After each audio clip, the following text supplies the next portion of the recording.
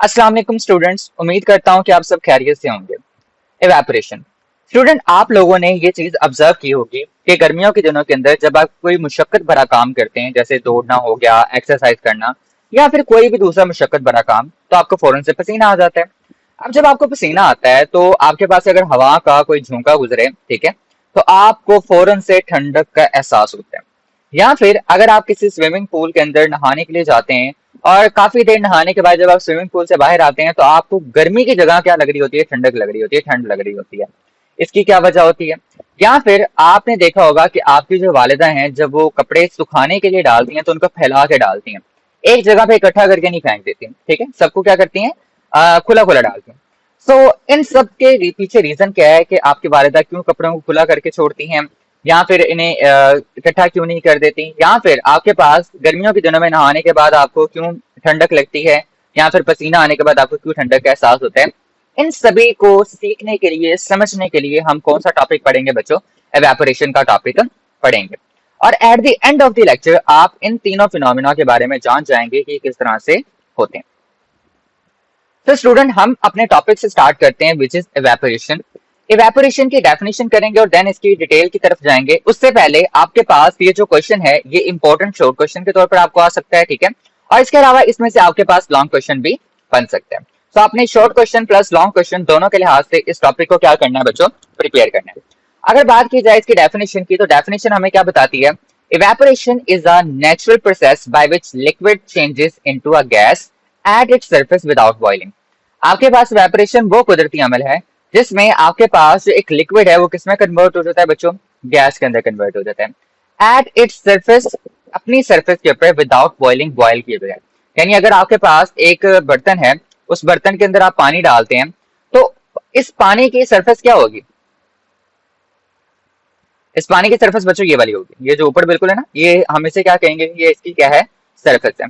अब आपसे वो कह रहा है कि आपके पास ये जो सरफेस के ऊपर लिक्विड है ये किसमें कन्वर्ट हो जाएगा? गैस के अंदर कन्वर्ट हो जाएगा, बॉयल किए बगैर। बॉयल करने के लिए क्या करना पड़ेगा? इसके नीचे आग लगानी पड़ेगी, ठीक है, लेकिन हम ऐसा नहीं करेंगे इवेपोरेशन के प्रोसेस के लिए, ठीक है।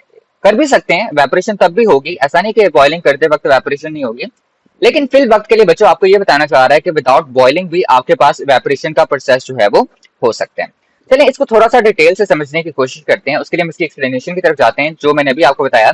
Evaporation occur at all temperature. Evaporation जो है वो तमाम टेम्परेचर के ऊपर जो है वो बेसिकली वकू हो सकती है, but is faster at higher temperature. लेकिन ये तेज होगी जब आपके पास टेम्परेचर क्या होगा बच्चों? ज्यादा होगा। It takes place at the surface of the liquid. ये बेसिकली कहां पर आपके पास वकू होगी? सरफेस ऑफ द लिक्विड, जो लिक्विड की सबसे ऊपर वाली सतह होगी उसके ऊपर। Where some particles have enough energy to escape as vapour. जहां पर पार्टिकल्स के पास इतनी एनर्जी मौजूद है तो वेपर की शक्ल में क्या कर सकते हैं? यहां से निकल सकते हैं। तो स्टूडेंट यहाँ पर देखें, ये आपके पास वही पीछे वाला बर्तन है जो मैंने आपके सामने ड्रॉ किया था। अब उसके अंदर हमने क्या कर दिया है? लिक्विड वाटर को फिल कर दिया है। अब लिक्विड वाटर को फिल करने के बाद आप देखें, आपको यहाँ पर इस वाटर के अंदर वाटर के मॉलिक्यूल नजर आ रहे होंगे, ठीक है, कितने सारे मॉलिक्यूल्स हैं आपके पास। अब इसके सरफेस के ऊपर हमने डिस्कशन करनी है। ये बेसिकली क्या है? इसकी सरफेस है ये वाली।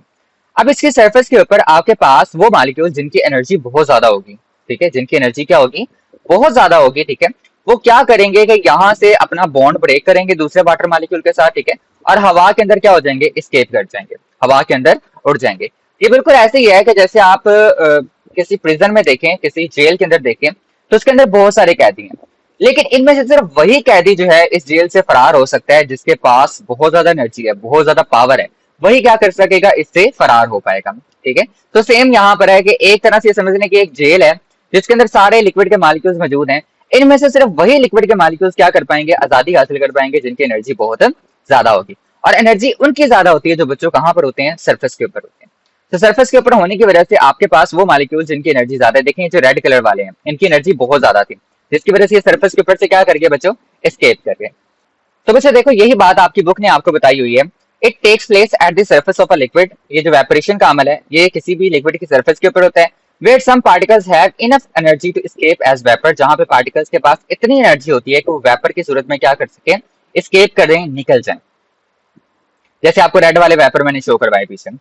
Since it does not require the entire liquid to be heated. चूंकि अब ये सरफेस पे काम हो रहा है, यहाँ पर सरफेस पे, तो बेसिकली इसको इंटायर लिक्विड को हीट करने की जरूरत नहीं है। जैसे बॉइलिंग के अंदर हम पूरे लिक्विड को हीट कर देते हैं, लेकिन इवेपोरेशन के लिए पूरे लिक्विड को हीट करने की जरूरत नहीं है। ये आपके पास रूम टेम्परेचर पे भी हो जाएगा, यानी जो नॉर्मल कमरे का टेम्परेचर होता है ना 27 डिग्री सेल्सियस, ये उस पे भी क्या हो जाएगा, वाकया हो जाएगा। ठीक है, उस पर भी इवेपोरेशन का अमल होना शुरू हो जाएगा। एग्जाम्पल ले लें कि अगर आप स्पिल्ड करते हैं, स्पिल्ड का मतलब फेंकना, ठीक है, spilled water gradually disappears as it turns into water vapours. अगर आप किसी जगह पे पानी को फेंकते हैं तो आप देखते हैं कि थोड़ी देर बाद वो पानी क्या हो जाता है, वहां से गायब हो जाता है। वो गायब नहीं हुआ होता, बल्कि वो वेपोरेशन के प्रोसेस की मदद से लिक्विड से किसमें कन्वर्ट हो गया, गैस में कन्वर्ट हो गया। इसी तरह से evaporation help dry wet cloth. आपके पास जो वेपोरेशन का अमल है वो आपकी हेल्प करता है क्या करने में, जो गीले कपड़े होते हैं उनको खुश्क करने में। या फिर आपके पास ये आ सकता है कि and cool the body through sweating, या फिर पसीने की मदद से आपकी बॉडी को ठंडा करने के लिए, जो हम आगे जाके डिटेल में पढ़ने वाले हैं। अच्छा बच्चों, इसके बाद आपके पास आते हैं फैक्टर्स अफेक्टिंग इवेपोरेशन रेट, कि कौन से अवामिल हैं जो आपके पास जो इवेपोरेशन का जो अमल है, ठीक है, उसको असरअंदाज कर सकते हैं। तो आपके पास टोटल 6 फैक्टर्स आपकी बुक डिस्कस कर रही है। तो अगर आपको लॉन्ग क्वेश्चन आया भी तो इवेपोरेशन पे आएगा, ठीक है, कहीं का अगर डिफाइन करें इवेपोरेशन और डिस्कस करें the factors affecting evaporation rate. तो आपके पास ये 6 हैं टोटल, ठीक है, तो आपने 6 के 6 क्या करने हैं, तैयार करने हैं। स्टूडेंट सबसे पहला आपके पास जो फैक्टर आ रहा है वो है टेम्परेचर। देखते हैं टेम्परेचर जो है वो इवेपोरेशन रेट को कैसे अफेक्ट करते हैं। स्टूडेंट देखिए, मैंने आपके सामने यहाँ पर 2 डिफरेंट ग्लासेस लिए हैं, ठीक है। इन दोनों ग्लासेस के अंदर मैंने क्या किया है, लिक्विड डाल दिया, वाटर ऐड कर दिया है। लेकिन एक जो है आपके पास ग्लास जो है उसका टेम्परेचर 15 डिग्री सेल्सियस है, जबकि दूसरे वाले का जो आपके पास टेम्परेचर है वो कितना है, 75 डिग्री सेल्सियस, यानी 75 डिग्री सेल्सियस है। अब देखिए आपके पास वो ग्लास जिसका टेम्परेचर जो है वो 15 डिग्री सेल्सियस है, इसका टेम्परेचर लो है। लो टेम्परेचर होने की वजह से बच्चों इसके जो मॉलिक्यूल्स होंगे, ये जो वाटर के मॉलिक्यूल्स हैं, इनकी काइनेटिक एनर्जी बहुत क्या होगी, कम होगी। तो सरफेस के ऊपर से सिर्फ चंद 1-2 मॉलिक्यूल ही क्या कर पाएंगे, निकल पाएंगे, ठीक है। लेकिन दूसरी तरफ जहां पर आपने टेम्परेचर बहुत ज्यादा रखा हुआ है, वहां पर चूंकि सरफेस के ऊपर टेम्परेचर ज्यादा है, तो आपके पास इसके मॉलिक्यूल्स की काइनेटिक एनर्जी भी क्या होगी बच्चों, ज्यादा होगी।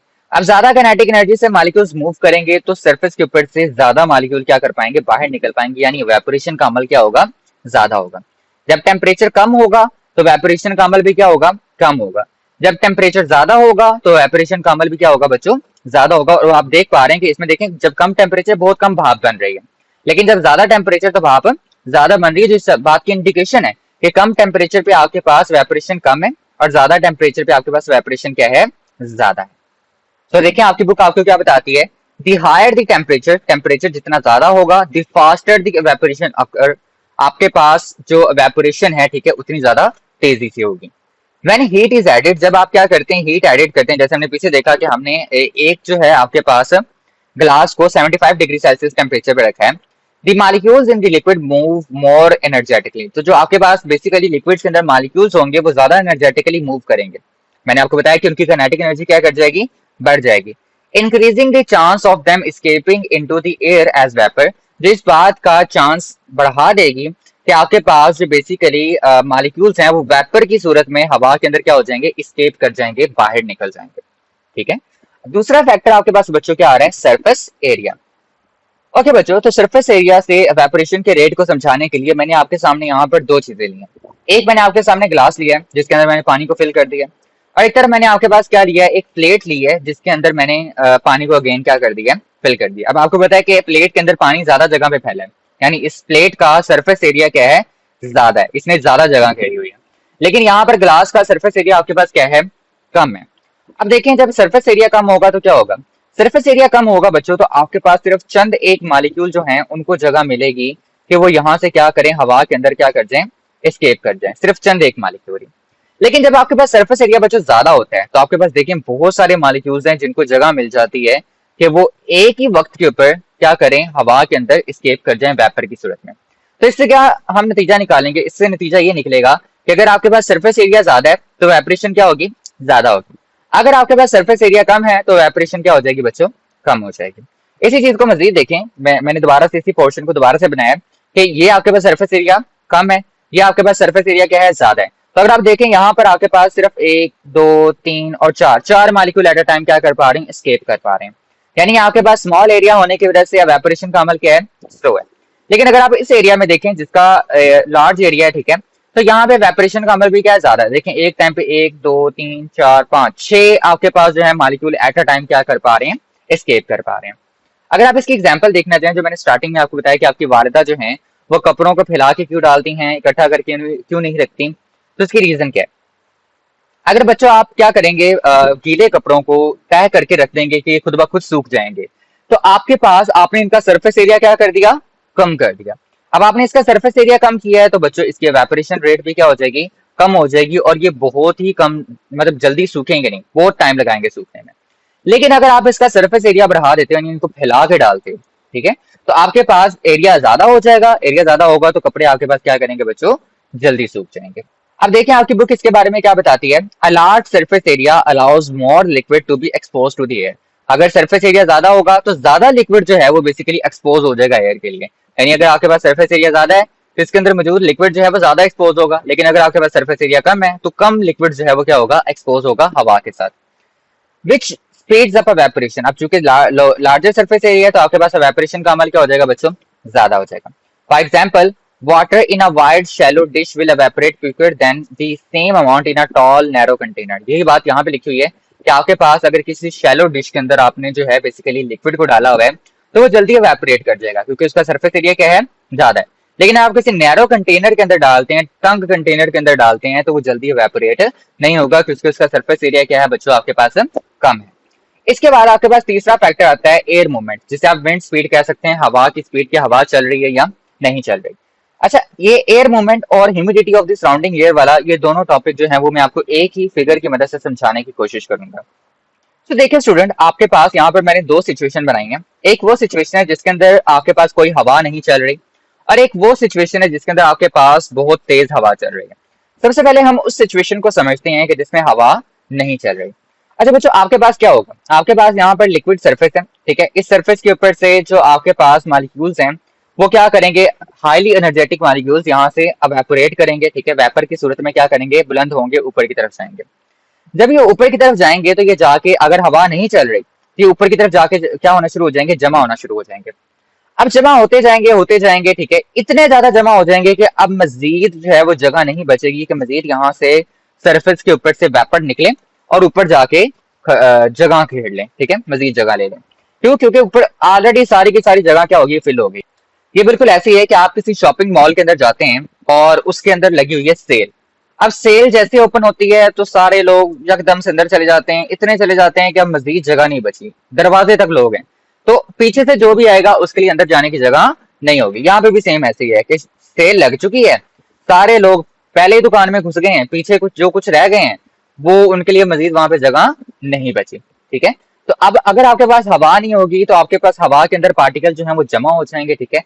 इस हवा को बेसिकली हम किसका नाम देंगे बच्चों, सैचुरेटेड एयर का नाम देंगे, जो कि बेसिकली इसमें कोई जगह नहीं है वेपर के लिए। क्यों कहेंगे इसको सैचुरेटेड एयर, क्योंकि इसके अंदर वेपर भरे पड़े हैं और इसके अंदर मजीद किसी वेपर के लिए जगह मौजूद नहीं है। तो जब हवा नहीं होगी तो वेपोरेशन का अमल क्या होगा बच्चों, रुक जाएगा या बहुत स्लो चलेगा। लेकिन अगर आपके पास हवा होगी, हवा चल रही होगी, तेज हवा चल रही होगी, तो जैसे जैसे आपके पास जो वाटर के मॉलिक्यूल्स हैं, ठीक है, वो एवेपोरेट होकर ऊपर की तरफ आएंगे, हवा उनको अपने साथ उड़ा ले जाएगी, खाली जगह बन जाएगी, फिर नए मॉलिक्यूल आएंगे, उनको भी हवा ले जाएगी, ठीक है। यानी जब आपके पास हवा तेज होगी तो आपके पास एवेपोरेशन का अमल भी क्या होगा, तेज होगा। जबकि अगर हवा आपके पास हवा स्लो है तो एवेपोरेशन का अमल भी क्या होगा बच्चों, स्लो होगा। आए इसे आपकी बुक से देखते हैं। विंड और air movement helps to carry away the vapour molecule from the surface of the liquid. जैसे मैंने अभी थोड़ी देर पहले बताया कि आपके पास वेपर जो है बन के ऊपर की तरफ उठेंगे, ठीक है, और हवा क्या करेगी, उनको अपने साथ उड़ा ले जाएगी। तो सेम काम वो यहाँ पे लिख रहा है। This prevent saturation of the air. इससे आपके पास सैचुरेशन ऑफ एयर बच सकती है, यानी वेपर जो है वो हवा के अंदर जाके जमा नहीं होंगे, ठीक है, ऊपर उठेंगे और जमा नहीं होंगे, ठीक है, above the liquid and allow more molecules to evaporate. जिसकी वजह से क्या होगा कि आपके पास चूंकि सैचुरेशन नहीं होगी, सारे के सारे पार्टिकल जो है हवा के साथ उड़ जाएंगे, तो आपके पास मजीद जगह बन जाएगी जिससे मजीद मॉलिक्यूल क्या कर पाएंगे बच्चों, इवेपोरेट कर पाएंगे। चलिए आगे समझते हैं humidity of the surrounding air. सबसे पहले तो ये वर्ड समझे कि ह्यूमिडिटी होती क्या है। ह्यूमिडिटी बच्चों उर्दू वर्ड में इसका मतलब होता है नमी। हवा के अंदर किसका होना, नमी का होना, वाटर के मॉलिक्यूल्स का होना, वाटर वेपर्स का होना, ठीक है। इसको हम क्या कहते हैं, ह्यूमिडिटी कहते हैं। चलिए आइए समझते हैं इसको। अच्छा देखिए, जहां पर मैंने नो विंड लिखा था, मैंने साथ में कुछ और भी लिखा था, हाई ह्यूमिडिटी। यानी यहाँ पे इस सिचुएशन के अंदर ह्यूमिडिटी क्या है, ज्यादा है, हवा के अंदर नमी क्या है, ज्यादा है। अब भूल जाएं कि हमने ये वाला कॉन्सेप्ट सीखा है, अब सिर्फ इस कॉन्सेप्ट पे ध्यान दें। हाई ह्यूमिडिटी, हवा में नमी होने का बच्चों मतलब ये होगा कि आपके पास हवा के अंदर पहले से ही हवा के अंदर पहले से ही आपके पास वाटर के बहुत सारे मॉलिक्यूल मौजूद हैं, पहले ही बहुत सारे वेपर मौजूद हैं। जिससे क्या होगा कि मजीद वेपर के लिए जो यहाँ से लिक्विड से वेपोरेट होकर निकलेंगे, इनके लिए मजीद जगह नहीं बचेगी। इसका मतलब क्या हुआ, इसका मतलब ये है कि हाई ह्यूमिडिटी होगी, हवा के अंदर नमी ज्यादा होगी, तो वेपोरेशन का अमल क्या हो जाएगा, सुस्त हो जाएगा, रुक जाएगा। लेकिन अगर आपके पास ह्यूमिडिटी जो है वो लो है, यानी हवा के अंदर नमी कम है, मालिक्यूल कम है, तो आपके पास कम मालिक्यूल होने की वजह से, ठीक है, आपके पास मजीद जगह मिल जाएगी। देखिए कितनी जगह खाली है यहाँ पे, मजीद यहाँ से आपके पास क्या करेंगे, मालिक्यूल जो है वाटर के वेपोरेट होके निकलेंगे और इस जगह पे आ जाएंगे। यानी आपके पास लो ह्यूमिडिटी होगी तो आपके पास वेपोरेशन का रेट बच्चों क्या होगा, ज्यादा होगा। चलें बुक की हेडिंग से इसे समझते हैं। If the air is already full of moisture, अगर आपके पास जो हवा है वो पहले से ही नमी से भरी भरी है, जैसे मैंने आपको पहली सिचुएशन में बताया कि ऊपर देखें कितनी सारी आपके पास नमी भरी भरी थी। हाई ह्यूमिडिटी, एवेपोरेशन स्लोज, आपके पास वेपोरेशन का अमल क्या हो जाएगा बच्चों, स्लो हो जाएगा। बट इन ड्राई एयर, लेकिन खुश्क हवा के अंदर जहां पे ह्यूमिडिटी यानी नमी बहुत कम होती है, the process occur more rapidly, आपके पास जो वेपोरेशन का अमल है बहुत तेजी से होगा। Because the air can absorb more water vapour, क्योंकि इतनी जगह होगी आपके पास हवा के अंदर कि वो मजीद वाटर वेपर क्या कर सकेगी, अब्सॉर्ब कर सकेगी, जज़ब कर सकेगी। ठीक है बच्चों। अच्छा, इसके बाद आपके पास पांचवा फैक्टर आता है नेचर ऑफ अ लिक्विड। अच्छा बच्चों, नेचर ऑफ अ लिक्विड से मुराद क्या है, उर्दू में इसको माया की माहियत कहेंगे आप, ठीक है। अच्छा, नेचर ऑफ लिक्विड से मुराद क्या है कि आपने लिक्विड ही बदल दिया है। पहले हम, आपने देखा होगा मैंने ऊपर जितनी भी तस्वीरें डिस्कस की उनमें मैं वाटर को ले रहा था। अब हम नेचर ऑफ लिक्विड को डिस्कस करने के लिए वाटर को लेंगे और दूसरी तरफ किसको लेंगे, अल्कोहल को लेंगे। ठीक है, आप कुछ और भी ले सकते हैं, अल्कोहल की जगह किसी और मटेरियल को भी ले सकते हैं, लेकिन मैं फिर वक्त की एग्जांपल के लिए आपको क्या लेना चाहूंगा, अल्कोहल और वाटर को लेना चाहूंगा। इन दोनों के लिए बच्चों एवेपोरेशन का रेट जो है वो डिफरेंट होता है। वाटर के लिए एवेपोरेशन का रेट कुछ और होगा और अल्कोहल के लिए क्या होगा, कुछ और होगा, क्योंकि इन दोनों की नेचर ही मुख्तलिफ है। अब नेचर इनकी मुख्तलिफ इसलिए है क्योंकि इनके मॉलिक्यूल्स का जो स्ट्रक्चर है वो एक दूसरे से क्या है, मुख्तलिफ है। अगर हम बात करें अल्कोहल की, तो अल्कोहल का स्ट्रक्चर कुछ और होगा और वाटर का स्ट्रक्चर आपके पास क्या होगा, कुछ और होगा। अल्कोहल के स्ट्रक्चर में देखें तो आपके पास जो इंटर मालिकुलर फोर्सेज होती है ना, जो इनके बेसिकली मालिक्यूल्स को आपस में जोड़ के रखती हैं, वो बड़ी कमजोर होती हैं। ठीक है, इतनी कमजोर होती हैं कि लो टेम्परेचर पे भी वो इजीली क्या कर जाती हैं, टूट जाती हैं। लेकिन पानी के अंदर क्या होता है बच्चों, इसके मालिकुलर स्ट्रक्चर के अंदर आपके पास हाइड्रोजन बॉन्ड होता है जो बड़ा ही स्ट्रांग होता है। इसको तोड़ने के लिए बहुत ज्यादा एनर्जी जो है वो चाहिए। इसलिए कि अगर आपने दोनों को मतलब लिक्विड वाटर को भी और अल्कोहल को भी सेम जगह पर रखा हुआ है, रूम टेम्परेचर पर रखा हुआ है, तो आप ये चीज फील करेंगे कि आपके पास जो अल्कोहल है वो जल्दी इवेपोरेट होगा, वो बहुत जल्दी क्या करेगा, वेपर में कन्वर्ट होगा। लेकिन वाटर उतनी जल्दी वेपर के अंदर कन्वर्ट बच्चों नहीं होगा। ठीक है, तो लिक्विड को चेंज करने से, ठीक है, लिक्विड की आपके पास माहियत को चेंज करने से, नेचर को चेंज करने से उसका स्ट्रक्चर बदलेगा। ठीक है, मालिक्यूलर स्ट्रक्चर बदलेगा, जिसकी वजह से उसका एवेपोरेशन रेट भी क्या होगा, कम या ज्यादा हो जाएगा। सो वाटर का एवेपोरेशन रेट क्या है, कम है, किसकी निस्बत, अल्कोहल की निस्बत। ठीक है। अच्छा, इस चीज को आप रियल लाइफ में भी देखते हो बच्चों कि आप जब भी किसी डॉक्टर के पास जाते हैं और वो आपको इंजेक्शन लगाता है, तो वो इंजेक्शन लगाने से पहले ना आपके हाथ पे जो है ना, वो सर्जिकल स्प्रिट जो है वो इस्तेमाल करते हैं। अब वो जब सर्जिकल स्प्रिट इस्तेमाल करता है, आपने ये चीज फील की होगी कि वो जो लिक्विड लगाता है ना, वो थोड़ी देर बाद ही गायब हो जाता है। क्यों? क्योंकि स्प्रिट एक तरह की आपके पास अल्कोहल है। ठीक है, और अल्कोहल वाटर की निस्बत बहुत जल्दी क्या कर जाती है बच्चों, एवेपोरेट कर जाती है, वेपर बन जाती है। अब देखिए एक और बड़ा फिनोमेना मजे का होता है, जब वो आपके हाथ में स्प्रिट लगाता है, एक तो वो बहुत जल्दी गायब हो जाती है, दूसरा वो आपको ठंडक भी महसूस करवाती है। अब वो ठंडक महसूस क्यों होती है, इसके लिए आपको थोड़ा सा वेट करना पड़ेगा, आगे जाके हम इसी चीज को क्या करने वाले हैं, डिस्कस करने वाले हैं कि ठंडक क्यों महसूस होती है हमें। ठीक है बच्चों। सो देखिए आपके पास क्या लिखती है आपकी book, different liquids evaporate at different rates. आपके पास मुख्तलिफ जो लिक्विड्स हैं, ठीक है, वो मुख्तलिफ रेट के ऊपर क्या करेंगे, एवेपोरेट करेंगे, based on their molecular structure, किस चीज के ऊपर, उनके मालिक्यूलर स्ट्रक्चर के ऊपर कि उनका स्ट्रक्चर कैसे है। फॉर इंस्टेंस, एक लम्हे के लिए आप ये सोचें अल्कोहल के बारे में, alcohol evaporates faster than water. आपके पास अल्कोहल जो है वो वाटर की निस्बत क्या करता है, जल्दी एवेपोरेट कर जाता है। क्यों? क्योंकि because it's molecule required less energy to escape into the air, क्योंकि इसके जो मॉलिक्यूल्स हैं उनकी इंटर मॉलिक्यूलर फोर्सेस बहुत क्या हैं, कमजोर हैं। तो उनको बहुत थोड़ी एनर्जी चाहिए उनको तोड़ने के लिए, और जैसे उनकी जो बेसिकली मालिकुलर फोर्सेज हैं, या ये कह लें कि जो मालिकुलर बॉन्ड है वो टूटता है, वो फौरन से किसमें एस्केप कर जाता है, एस्केप का मतलब है निकल जाना, ठीक है, भाग जाना। किसमें भाग जाता है, हवा के अंदर भाग जाता है, ठीक है। नेक्स्ट चीज आपके पास क्या है बच्चों, सिक्स फैक्टर है आपके पास, प्रेशर। आप प्रेशर के बारे में आप जानते हैं, ठीक है। सबसे पहले तो वर्ड देखें, एटमॉस्फेरिक प्रेशर। एटमॉस्फेरिक प्रेशर क्या होता है, आपको पता है कि आपकी जमीन के गिर्द हवा का एक गिलाफ है, वो हवा का गिलाफ क्या करता है बच्चों, जमीन के ऊपर प्रेशर लगाता है, ठीक है। उस प्रेशर को आप किसका नाम देते हैं, एटमॉस्फेरिक प्रेशर का नाम देते हैं। तो सपोज करें कि आपने किसी अभी बर्तन के अंदर पानी डाला हुआ है, ठीक है। अब इसके ऊपर जो है वो आपके पास एटमॉस्फेरिक प्रेशर लग रहा है, क्या लग रहा है, एटमॉस्फेरिक प्रेशर। और फर्ज कर लेते हैं एटमॉस्फेरिक प्रेशर बहुत ज्यादा है, ये प्रेशर क्या है, बहुत ज्यादा है। अब जितना ये एटमॉस्फेरिक प्रेशर ज्यादा होगा, ये नीचे से भाई एक मालिक्यूल जो है, ठीक है, वो वेपर बन के निकलना चाहता है।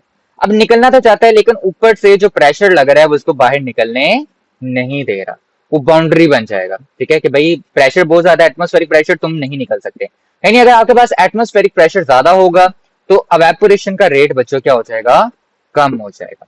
लेकिन आपके पास अगर एटमॉस्फेरिक प्रेशर कम है तो अब आपके पास ऊपर से कोई प्रेशर नहीं लग रहा होगा, ठीक है, ऊपर से कोई प्रेशर नहीं लगेगा।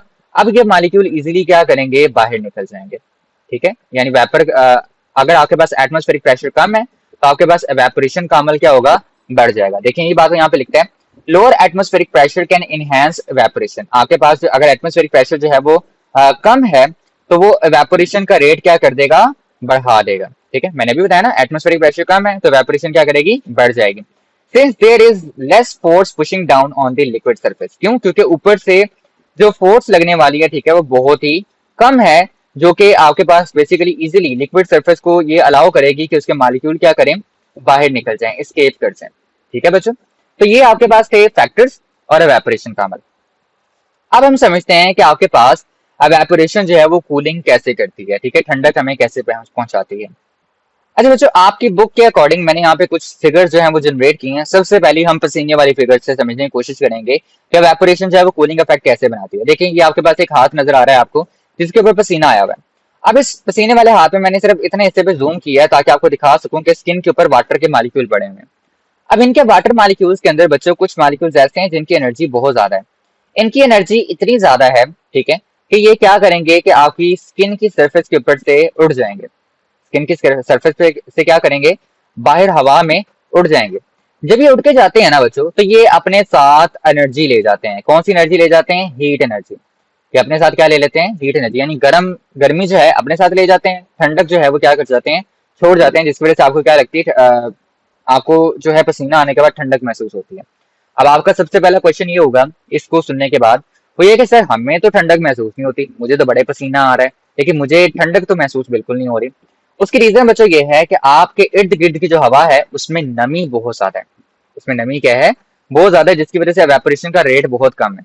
एवेपोरेशन बहुत कम है, ऊपर बढ़ के है ना कि अगर आपके पास हवा के अंदर नमी ज्यादा होगी तो वेपर्स के मजीद आने के लिए जगह नहीं बचेगी, तो इसलिए आपको पसीना आता है लेकिन आपको ठंडक महसूस नहीं होती, क्योंकि एवेपोरेशन का रेट ही बड़ा स्लो है। लेकिन लेकिन लेकिन लेकिन ऐसा नहीं कि आपको ये फील नहीं होगी, ये फील आपको जरूर होगी।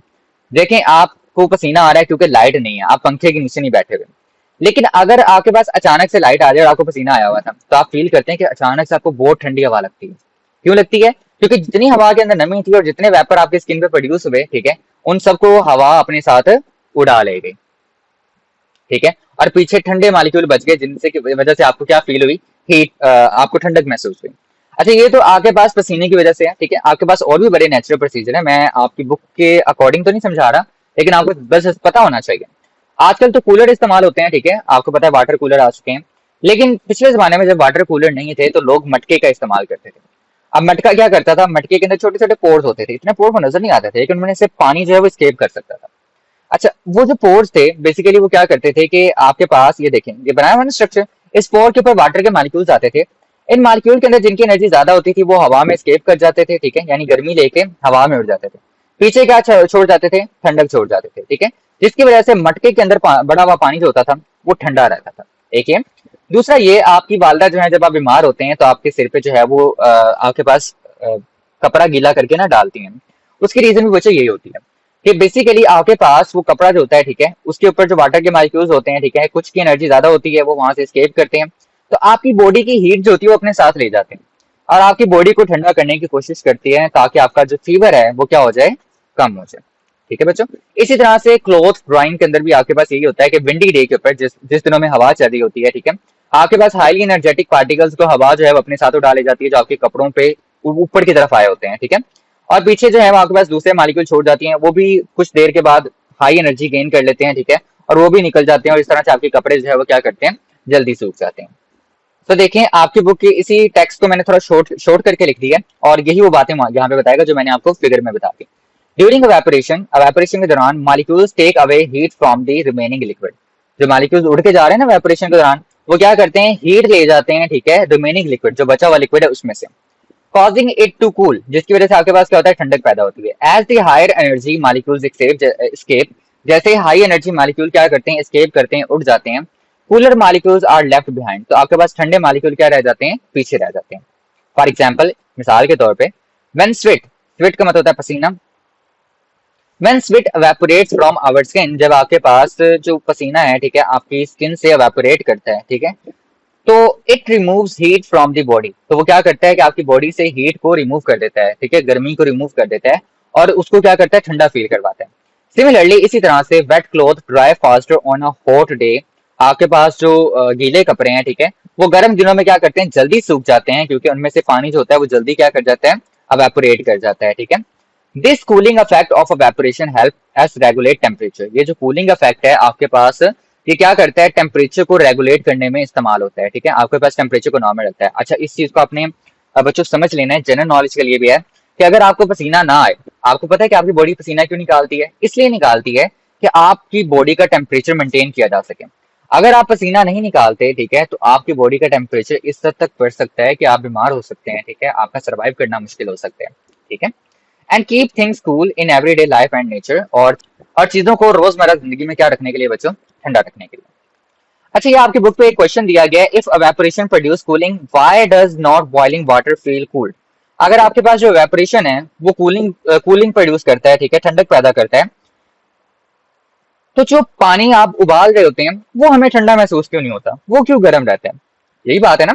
लेकिन अगर हम ये कह रहे हैं कि आप किसी बर्तन में पानी को उबाल रहे हैं, ठीक है, और ये कहना कि आपके पास वेपोरेशन की वजह से जो बाकी चीज पीछे रह जाती है, मतलब हाई एनर्जेटिक पार्टिकल निकल गए, जो बाकी पीछे रह गए वो क्या हो जाएंगे, ठंडे हो जाएंगे, ठीक है। तो हम अगर पानी को बॉयल कर रहे हैं, ठीक है, और बॉयल की वजह से यहाँ से आपके पास वेपर बन के बाहर निकल रहे हैं, तो पीछे बचा हुआ पानी तो ठंडा हो जाना चाहिए, लेकिन ऐसा होता नहीं है। क्यों नहीं होता, देखिए, boiling water does experience cooling due to evaporation, आपके पास जो बॉइलिंग वाटर है वो भी एक्सपीरियंस करता है कूलिंग, यानी जब यहाँ से वेपर बन के उड़ेंगे ना, तो ये पानी भी ठंडा होगा, ये ठंडा महसूस करेगा अपने आप को, ठीक है, लेकिन यहाँ पे कंडीशन है, but it does not feel cooled, लेकिन ये हमें ठंडा महसूस नहीं होता, बिकॉज क्योंकि it is continuously receiving heat from the stove और अदर हीट सोर्स।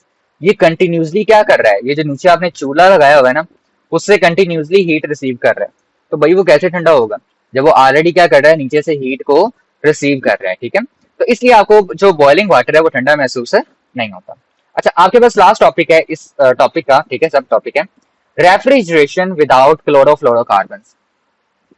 रेफ्रिजरेशन जो है विदाउट क्लोरोफ्लोरोकार्बन कैसे होती है।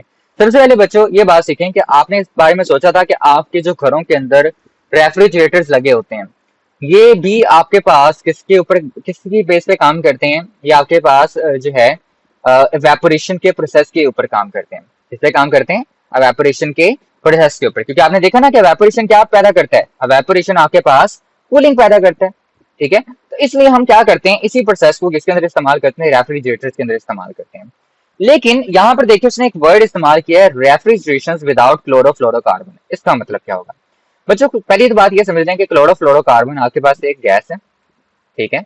अब ये हम विदाउट क्यों कह रहे हैं, इसके बगैर क्यों कह रहे हैं, ये आपने मुझे यकीन है कि आपने केमिस्ट्री में कहीं ना कहीं पढ़ लिया होगा 9th क्लास में, नहीं तो आप 10th क्लास में जरूर पढ़ेंगे। ये आपकी जो जमीन है ना, ये जमीन अर्थ, अब इस अर्थ के गिर्द बच्चों आपके पास एक ना ओजोन लेयर पाई जाती है। क्या पाई जाती है, ओजोन लेयर। अब इस ओजोन लेयर का क्या काम है, आपका जो सूरज है ना, सूरज मियाँ, वो अच्छी चीज नहीं है पूरी तरह से, ठीक है, अच्छी चीज भी है लेकिन पूरी अच्छी चीज नहीं है। वो आपको मारने के लिए खतरनाक शुआएं भेजता रहता है, अरे किसी तरह मर जाएंगे सारे के सारे, ठीक है। तो आपको मारने के लिए क्या करता है, खतरनाक शुआएं भेजता रहता है। अब वो जो खतरनाक शुआएं आपके पास जमीन तक आ रही होती है ना, उनको आपकी ये जो ओजोन लेयर है ये क्या कर देती है, रोक देती है। भाई रुक जाओ, तुम इंसानों को नहीं मार सकते। ठीक है, तो ओजोन लेयर क्या कर रही है, आपको सूरज की खतरनाक शॉ से बचा रही थी। लेकिन पुराने जमाने में जब फ्रीजर बनाए जाते थे, रेफ्रिजरेटर बनाए जाते थे, तो उनके अंदर क्लोरोफ्लोरोकार्बन गैसेस का इस्तेमाल किया जाता था आपके पास उनको ठंडा करने के लिए।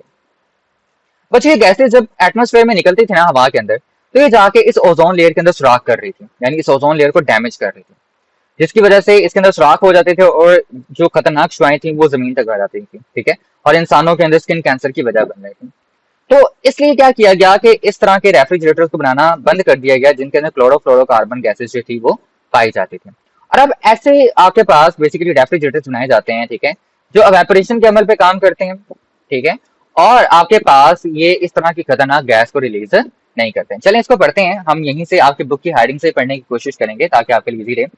इन मॉडर्न रेफ्रिजरेशन सिस्टम, जो आपके पास आजकल के जदीद तौर के आपके पास रेफ्रिजरेशन सिस्टम्स हैं, the cooling effect caused by evaporation, उनमें जो कूलिंग इफेक्ट है वो किस वजह से पैदा होता है, एवेपोरेशन की वजह से पैदा होता है। ठीक है, जिसकी वजह से आपके पास जो टेम्परेचर है, ठीक है, वो क्या हो जाता है, कम हो जाता है। आपके जो रेफ्रिजरेटर है उनका टेम्परेचर क्या होता है, कम होता है, without relying on harmful chlorofluorocarbon. ठीक है, जिसकी वजह से हमें रिलाई नहीं करना पड़ता, इनसार नहीं करना पड़ता किसके ऊपर, हार्मफुल खतरनाक क्लोरोफ्लोरोकार्बन गैसेस के ऊपर। ठीक है बच्चों, अच्छा अब देखिए आगे वो आपसे क्या कहते हैं, these systems are use environmental friendly refrigerant.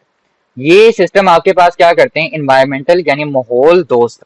माहौल दोस्त का मतलब क्या होता है कि जो माहौल को नुकसान ना पहुंचाए, ऐसे रेफ्रिजरेंट का ये क्या करते हैं, इस्तेमाल करते हैं। अब रेफ्रिजरेंट क्या होते हैं, रेफ्रिजरेंट बच्चों आपके पास ऐसे सब्सटेंसेस होते हैं या ऐसे फ्लूइड होते हैं जो कि आपके पास किसी जगह से जो बेसिकली गर्मी होगी ना उसको एक जगह से लेंगे और दूसरी जगह सराउंडिंग के अंदर या हवा के अंदर क्या कर देंगे, जाके रिलीज करते हैं।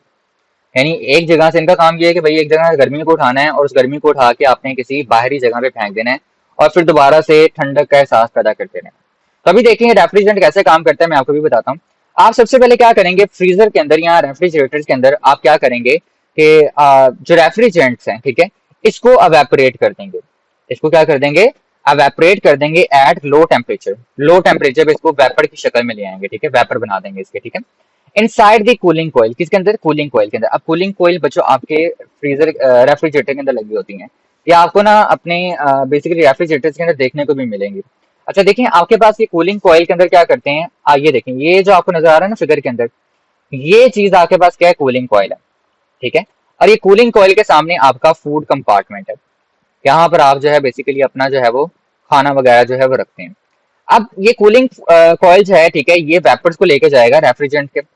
अब ये जो वेपर्स को लेके जाएगा तो आपके पास जितनी भी हीट यहाँ पर आपके फूड कंपार्टमेंट के अंदर होगी वो सारी की सारी हीट कौन प्रोड्यूस कर लेगा, अब्सॉर्ब कर लेगा, प्रोड्यूस नहीं अब्सॉर्ब कर लेगा।